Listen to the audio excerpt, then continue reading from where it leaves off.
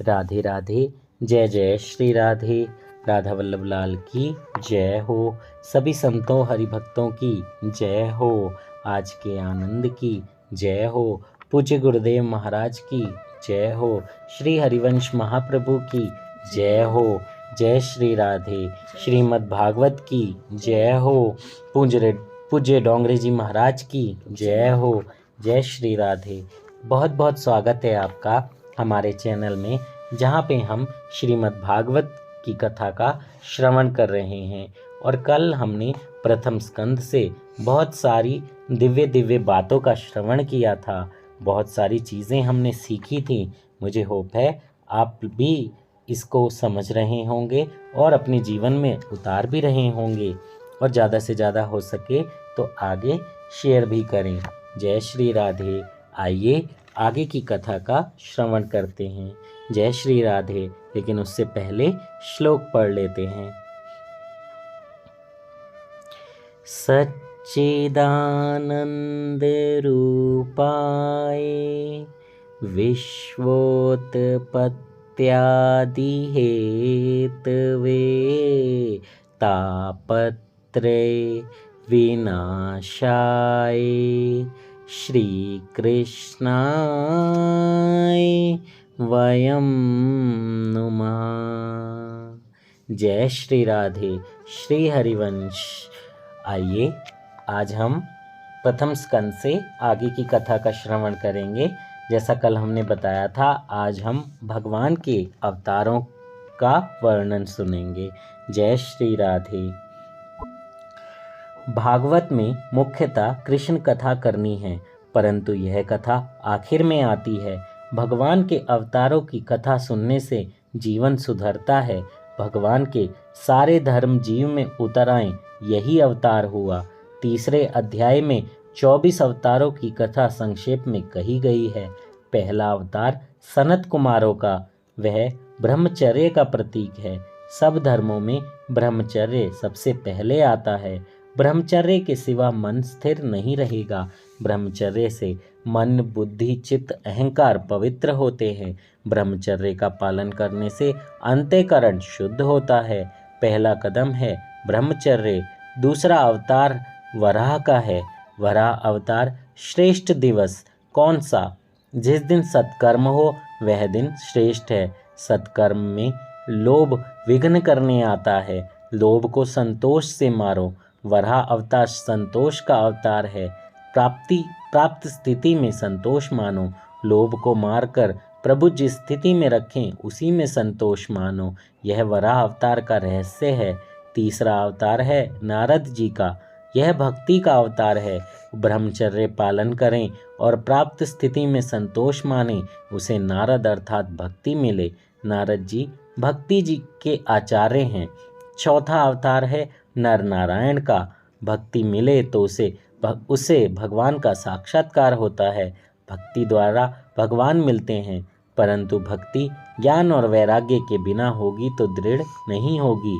भक्ति ज्ञान और वैराग्य सहित होनी चाहिए। भक्ति में ज्ञान और वैराग्य की जरूरत है। इसलिए पांचवा अवतार है कपिल देव का, यानी ज्ञान और वैराग्य का। वैराग्य को जीवन में उतारो। ज्ञान और वैराग्य के साथ भक्ति आएगी तो भक्ति सदा के लिए स्थिर रहेगी। छठा अवतार है दत्तात्रेय जी का। ऊपर बतलाए गए 5 गुण ब्रह्मचर्य, संतोष, ज्ञान, भक्ति और वैराग्य आप में आएंगे तो आप गुणातीत होंगे, और आप अत्रि होंगे तो भगवान आपके यहाँ पर आएंगे। ऊपर के 6 अवतार ब्राह्मण के लिए हैं। 7वां अवतार यज्ञ का, 8वां अवतार ऋषभ देव का, 9वां अवतार पृथु राजा का, 10वां अवतार मत्स्य नारायण का। यह 4 अवतार क्षत्रियों के लिए हैं, धर्म का आदर्श बताने के लिए हैं। 11वां अवतार कूर्म का है और 12वां अवतार धन्वंतरी का। 13वां अवतार मोहिनी नारायण का। यह अवतार वैश्यों के लिए हैं। प्रभु ने वैश्यों के जैसे लीला की है। 14वां अवतार है नरसिंह स्वामी का। नरसिंह अवतार पुष्टि का अवतार है। भक्त प्रहलाद पर कृपा करने के लिए यह अवतार हुआ। भगवान ने नरसिंह अवतार में भक्त प्रहलाद पर कृपा की है। प्रहलाद जैसी दृष्टि से देखेंगे तो स्तंभ में भी भगवान का दर्शन होगा।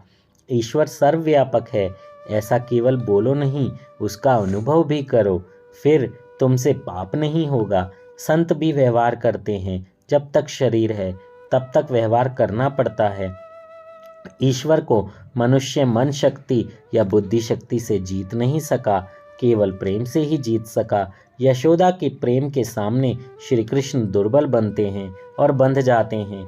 बालक के प्रेम के सामने माता का बल दुर्बल होता है, प्रेम के सामने शक्ति दुर्बल बनती है।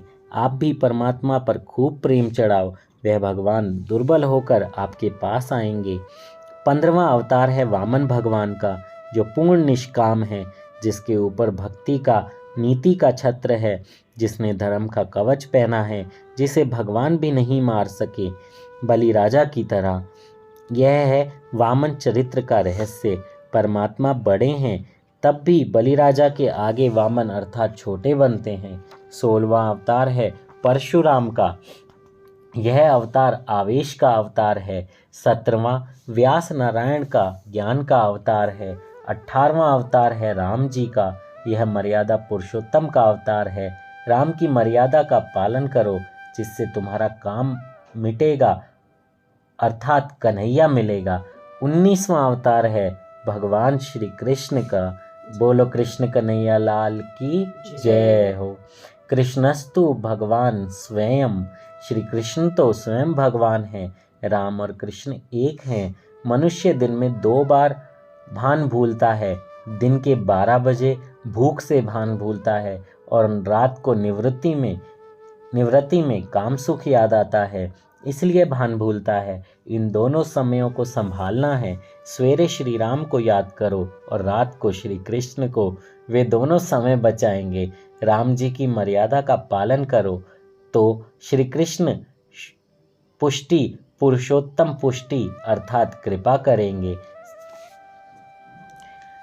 संत एकनाथ जी महाराज ने इन दोनों अवतारों की सुंदर तुलना की है। राम जी राजमहल में पधारे और कन्हैया कारागृह में। एक के नाम के अक्षर सरल हैं और दूसरे के नाम के अक्षर जुड़े हुए हैं। पढ़ाते समय सरल अक्षर पहले पढ़ाते हैं और जुड़े हुए बाद में। राम ये सरल अक्षर हैं, श्री कृष्ण जुड़े हुए अक्षर हैं। राम जी की मर्यादा का पालन करो, तब श्री कृष्ण अवतार होगा। जिसके घर में राम जी ना पधारे वहाँ कृष्णा भी नहीं आते। राम जी का अवतार अर्थात राम जी की मर्यादा का पालन, ये दोनों साक्षात पूर्ण पुरुषोत्तम के अवतार हैं। बाकी के सब अवतार अंश अवतार हैं। पूर्ण अवतार और अंश अवतार का रहस्य यह है, अब अल्पकाल के लिए अल्प जीवों के उद्धार के लिए जो अवतार होता है वह अंश अवतार है, और अनंत काल तथा अनंत जीवों के कल्याण के लिए जो अवतार होता है वह पूर्ण अवतार है। ऐसा संत मानते हैं। भागवत में कथा तो करनी है कन्हैया की, परंतु क्रम से दूसरे अवतारों की कथा सुनकर अधिकार प्राप्त हो तो कन्हैया आए। इसके पीछे हरि, कल्कि और बुद्ध आदि अवतार हुए। कुल मिलाकर 24 अवतार हुए हैं। परमात्मा के 24 अवतार परमात्मा शब्द से ही निकलते हैं। ब्रह्मांड भी ईश्वर का अवतार है। कई तो ब्रह्मांड में ईश्वर को देखते हैं, कई संसार के सब पदार्थों में भगवत स्वरूप का दर्शन करते हैं। सारा ब्रह्मांड भगवत स्वरूप मानते हैं। सबका दृष्टा परमात्मा माया के कारण दृश्य जैसा दिखता है। स्थूल और सूक्ष्म शरीर का अविद्या से आत्मा में आरोप करने में आया है।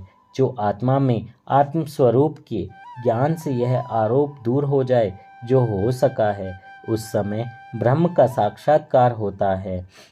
इति तद ब्रह्म दर्शनम का सिद्धांत समझ में आएगा। भगवान वेद व्यास जी ने भगवत चरित्रों से परिपूर्ण भागवत नाम का पुराण बनाया है। भगवान श्री कृष्ण धर्म, ज्ञान आदि सहित सवधाम पधारे तो इस कलयुग में अज्ञान रूपी अंधकार से लोग अंधे हुए। उस समय भागवत पुराण प्रकट हुआ है। यह पुराण सूर्य रूप है। शुकदेव जी ने राजा परीक्षित को यह कथा सुनाई। उस समय मैं वहाँ उपस्थित था। यथामति यह पुराण कथा मैं आपको सुनाता हूँ। शौनक जी ने व्यास जी से भागवत की रचना किस अभिप्राय से की और रचना करने के बाद इसका प्रचार किस तरीके से किया आदि कथा हमें सुनाए। अतिशय लोभी प्रतिफल ईश्वर का ध्यान करता है, वह ज्ञानी प्रतिफल ईश्वर का ध्यान करता है, स्मरण करता है। ज्ञानी एक पल भी ईश्वर से अलग नहीं रह सकता। शुकदेव जी जन्म से ही ब्रह्माकार वृत्ति हैं। वे भागवत पढ़ने गए, यह हमें आश्चर्य लगता है। शुकदेव जी की खूब प्रशंसा की गई। शुकदेव जी की देव दृष्टि थी, देह दृष्टि नहीं थी। जब तक देह दृष्टि है तब तक दुख है। शुकदेव जी स्नान करती अप्सराओं के आगे से निकले तब भी निर्विकार थे। एक समय ऐसा हुआ कि एक सरोवर में अप्सराएं स्नान करती थीं। वहां से नग्न अवस्था में शुकदेव जी निकले। अप्सराओं ने पूर्ववत स्नान चालू रखा और किसी प्रकार का लज्जा का अनुभव नहीं किया, कपड़े भी नहीं पहने। थोड़ी देर बाद व्यास जी वहां से निकले। उन्होंने कपड़े भी पहने थे, परंतु व्यास जी को देखकर अप्सराओं ने तुरंत ही अपने कपड़े पहन लिए।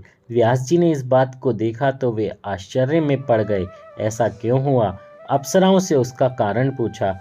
उन्होंने बताया कि आप वृद्ध हैं, पूज्य हैं, पिता तुल्य हैं, परंतु आपके मन में यह पुरुष है और यह स्त्री है, ऐसा भेद है, जबकि शुकदेव जी के मन में कोई भेद नहीं है। शुकदेव जी केवल ब्रह्मज्ञानी नहीं हैं, ब्रह्म दृष्टि रखकर घूमते हैं। शुकदेव जी की अभेद दृष्टि सिद्ध हो चुकी है। उन्हें खबर नहीं कि यह स्त्री है या पुरुष। संत के दर्शन करने वाला भी निर्विकारी बनता है। शुकदेव जी का दर्शन करके अप्सराएं भी निर्विकारी बनी हैं, निष्काम हुई हैं। अप्सराओं को लगा कि धिक्कार है हमें, इस महापुरुष को तो देखो, यह महापुरुष प्रभु प्रेम में कैसे पागल बने हुए हैं। जनक राजा के दरबार में एक समय शुकदेव जी और नारद जी पधारे। शुकदेव जी ब्रह्मचारी हैं और ज्ञानी हैं, नारद जी भी ब्रह्मचारी हैं और भक्ति मार्ग के आचार्य हैं। दोनों महापुरुष हैं, मगर इन दोनों में श्रेष्ठ कौन? जनक राजा समाधान नहीं कर सके। परीक्षा किए बिना कैसे फैसला हो? जनक राजा की रानी सुनयना ने ये निश्चय किया कि मैं दोनों की परीक्षा करूंगी। सुनयना रानी ने दोनों को अपने घर बुलाया और झूले पर बिठाया। इसके बाद सुनैना रानी श्रृंगार सज के आई और झूले पर उन दोनों के बीच बैठ गईं। नारद जी को कुछ संकोच हुआ। मैं बाल ब्रह्मचारी हूँ, मुझ जैसे तपस्वी का इस स्त्री से स्पर्श हो गया, कहीं मेरे मन में विकार न आ गए तो? इस विचार से वे कुछ दूर हट गए, परंतु शुकदेव जी को वहां आकर कोई बैठा है उसका भान तक भी नहीं है। उन्हें तो स्त्री पुरुष का भान ही नहीं है, वे दूर भी नहीं हटते। रानी ने निर्णय दिया कि इन दोनों में श्रेष्ठ शुकदेव जी हैं। इनको तो स्त्री तत्व और पुरुष तत्व का भान ही नहीं है। स्त्री तत्व और पुरुष तत्व का भान न जाए तब तक ईश्वर नहीं मिलते। इस भान को भूलें तभी भक्ति सिद्ध हुई मानो।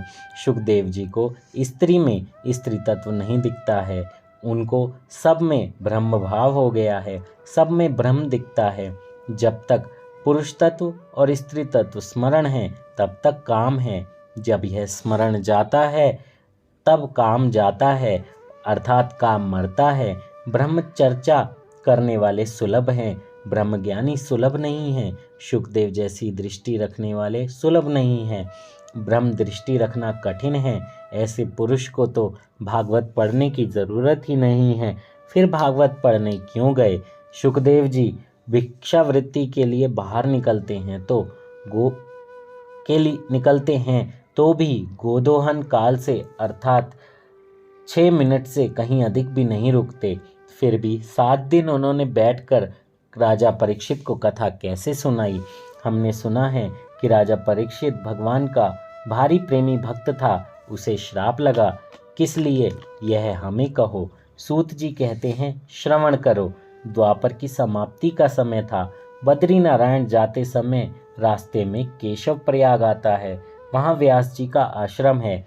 व्यास नारायण सरस्वती के किनारे व्यास आश्रम में विराजते थे। एक समय उनको कलयुग का दर्शन हुआ। उनको 5000 वर्ष बाद संसार में क्या होगा इसका दर्शन हुआ। 12वें स्कंद में इसका वर्णन किया गया है। व्यास जी ने जैसे देखा वैसा ही लिख दिया। व्यास जी ने सोचा कि कलयुग के लोग विलासी होंगे, मनुष्य बुद्धिहीन होंगे, वेद शास्त्रों का अध्ययन भी नहीं कर सकेंगे। इसके लिए वेद के 4 भाग किए। वेदों का कभी अध्ययन कर भी लें, परंतु वेद के तत्व का ज्ञान, उसका तात्पर्य उनको नहीं होगा। इसलिए 17 पुराणों की भी रचना करी। वेदों को समझाने के लिए पुराणों की रचना की। पुराण तो वेदों पर भाष्य हैं। स्त्री, शूद्र, पतित, द्विजाति वेद श्रवण के अधिकारी नहीं हैं। इन सब का भी कल्याण हो, ऐसा विचार कर महाभारत की रचना की गई। महाभारत यह समाज शास्त्र है। महाभारत यह 5वां वेद है। भा का अर्थ होता है ज्ञान और रत का अर्थ होता है रचना।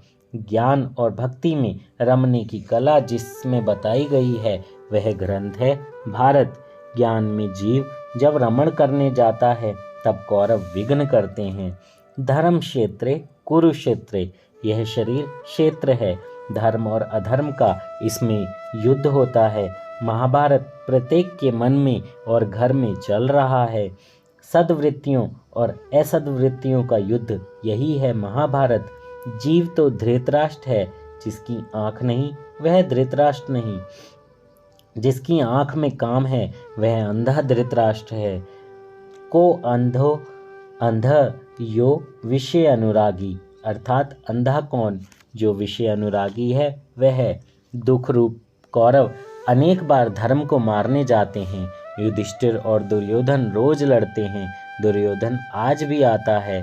प्रभु भजन के लिए सवेरे ठाकुर जी 4 बजे जगाते हैं। धर्मराजा कहते हैं कि उठो और सत्कर्म करो, परंतु दुर्योधन आकर कहता है कि पिछले पहर की मीठी नींद आ रही है, सुबह उठने की क्या ज़रूरत है, अभी आराम कर, तेरा क्या बिगड़ता है। धर्म और अधर्म इसी प्रकार अनादिकाल से लड़ते चले आ रहे हैं। दुष्ट विचार रूपी दुर्योधन मनुष्य को उठने नहीं देता। निद्रा और निंदा पर जो विजय प्राप्त करते हैं वही भक्ति कर सके हैं। दुर्योधन यह अधर्म है, युधिष्ठिर यह धर्म का स्वरूप है। धर्म धर्मराज की तरह प्रभु के पास ले जाता है और अधर्म दुर्योधन मनुष्य को संसार की ओर ले जाता है और इसका विनाश करता है। धर्म ईश्वर की शरण में जाए तो धर्म की विजय होती है और अधर्म का नाश होता है। जय श्री राधे। श्री हरिवंश। इससे आगे की कथा का हम कल श्रवण करेंगे। बोलिए श्रीमद् भागवत की जय हो। भगवान कृष्ण की जय हो।